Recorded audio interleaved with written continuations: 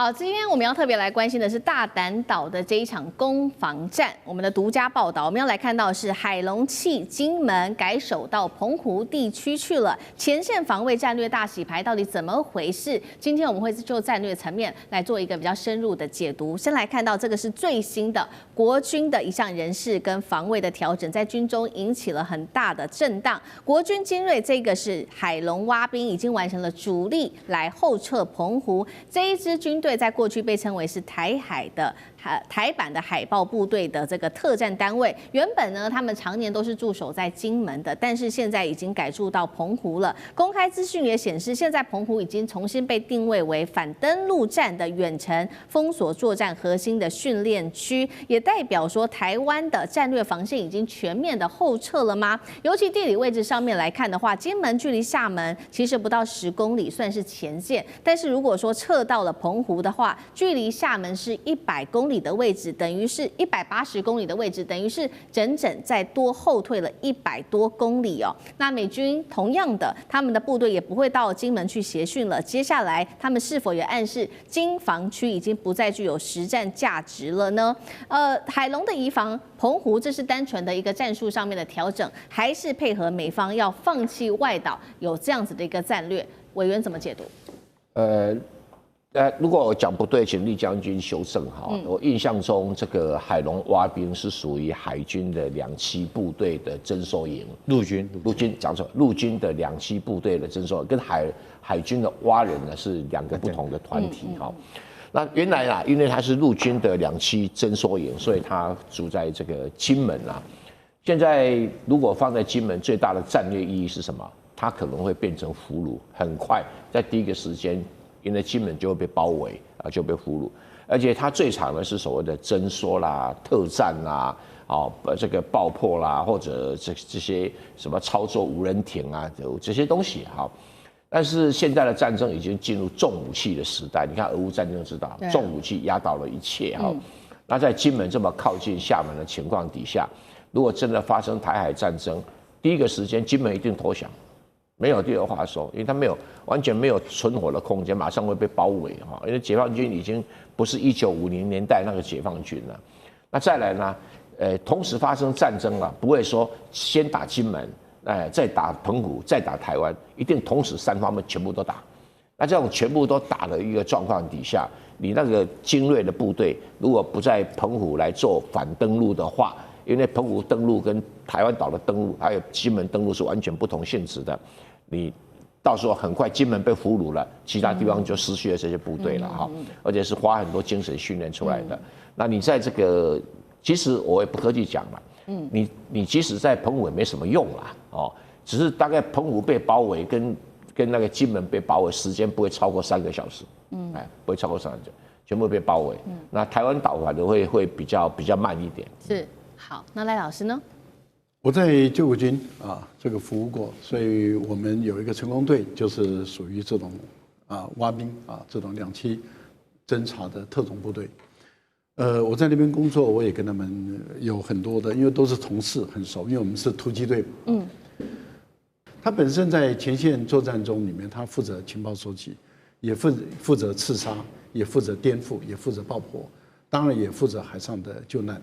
可是他一个重要的一个条件就在于，他要离对方很近，因为他的投送的一个载具是很小的船，很安静的船，气垫船，或者是用很安静的船才能够贴进去。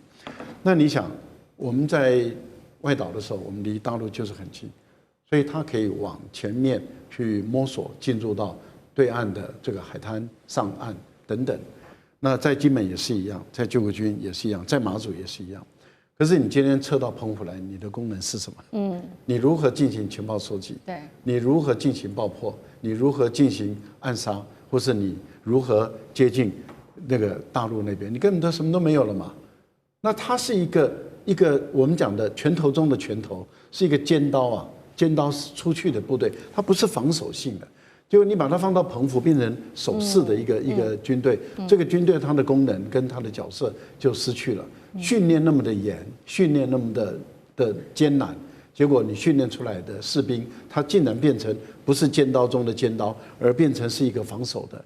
我觉得这个功能事实上是很奇怪的，是会把它转移到这个澎湖来，我真的是觉得匪夷所思啊，是不能理解。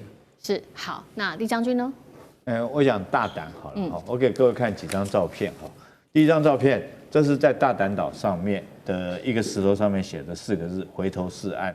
那为什么会写“回头是岸”？我要摆出这张照片，因为我们知道，闽南地区很多移民到南洋去的，都是从厦门出海。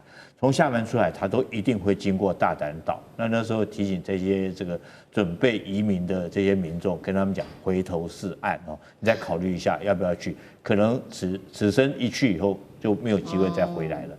那我讲这个主要是告诉各位知道，是大胆岛的地理位置，事实上是厦门航道里面必经的一个岛哦，所以它这个岛是非常重要。第二个我给各位看一张照片哈，这张照片可能大家都有看过了哈。这是你？这是对，这是我，这是在大胆岛上面的一面墙，上面写的三民主义统一中国哈，这是在80年代的时候的新战标语。那这面墙代表什么意义呢？就是它跟厦门很近。进到这面墙，让厦门那边用肉眼就可以看得到。所以我这张照片主要表达说是这个大胆跟厦门是非常近。那刚刚前一张是说它的航道是非常重要，大胆在这个地方非常重要。那接下来讲1950年的时候，哈，这个大胆岛战役是怎么打的？大胆岛战役那时候，这个解放军总共有700个人，他们还特别看这个姓名学，选了一个指挥官，他指挥官叫包成，这场仗一定要打到包成哦。但是他那个包不是这个包公的包，是包正方的包哈，是另外一个包成。他那时候解放军不会登陆作战，他不晓得怎么样两栖登陆，就是他想法很单纯了哈，他。一个部队从这边登陆，一个部队从这边登陆。等一下我再给你看，这中间这个是一个沙滩哈，那这两边是高地，这个叫南山高地，这叫北山高地。他2个部队从这中间登陆，半夜的时候他这个抢滩登陆，一上来以后，你知道发生什么状况？就是阿兵哥都非常紧张嘛。你说登陆抢滩作战，谁不害怕，谁不紧张？就看到前面有影子。他们就互相开枪了，那你一开枪，我也开枪，就变成这两支部队都是友军，都是共军，他们在互打。后来打到一半以后，那时候已经伤亡很多了，在这沙滩上面已经伤很多。打到一半以后，他发现不对，但是对面是自己人，就喊停火，停火，不要打了，不要打了。所有人都趴在沙滩上面哈。这时候大概凌晨3、4点钟的时候，都趴在沙滩，怕打到自己人就不打了。不打，这时候这个南北哈守军来讲，你看这个是蓝色的，南北守军营长是在南山这边哈。等一下我给各位看相片，他这时候他也不晓得北山通讯完全中断，他就叫他的传令兵叫赖声明哦，从这边跑过这个沙滩到南边去看，说南边这个部队有没有被打掉，还在不在？然后如果说还在的话，说早上7点钟两边开始同时发起攻击。就赖声明就从敌阵中间跑过去，还在营长交代说，明天早上7点钟同时发起攻击，然后他又跑回来，他可以在敌阵里面来回跑2次，因为这个天黑状况之下，那种这敌情不明状况之下，其实而且大家都穿着军服哈，所以说他居然可以这样在这阵地里面来回跑。当然，在第2天早上天亮的时候，南北同时发动攻击，然后将中间沙滩的共军就全部歼灭在沙滩上面。那我给各位看一下哈，这张也是我照的照片，这个是我在那边处理未爆弹所炸出来的一个效果，这是炮弹，是真的炮弹爆炸。那我照的位置就是在北山。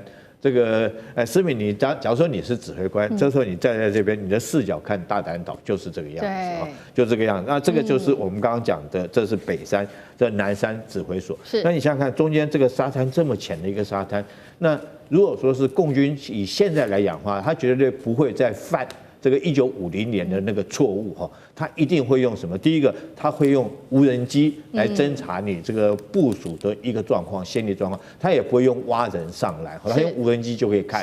那第二个来讲，他直升机这边距离那么近，他如果说武装直升机，包括5-10过来，可能就对我们先期的做这个阵地攻势做一个攻击跟破坏哈。第三个，我跟各位报告哈，你知道这个距离我刚刚讲的距离大陆厦门只有4.4公里，4.4公里是迫击炮的射程呢，就是说用迫击炮都可以打5公里，它迫击炮都可以打得到。那再来，如果它要登陆作战的话，以解放军来讲，这个沙滩其实用2栖登陆战车154的轻战车就直接冲上来。所以用轻兵器是完全没有办法能够抵挡住解放军的攻击。那最后我再讲一句，其实大潭岛现在因为时空背景已经改变了哈，这个岛在也没有当初的那种战略的那么重要，因为以前这个可能它是航道的必经之处嘛，那现在来讲的话，这个大陆他们自己有新的航道可以走啊，所以说不需要再经过这个航道，所以它的重要性也不如像以前那么重要。那第二个来讲的话，我觉得说是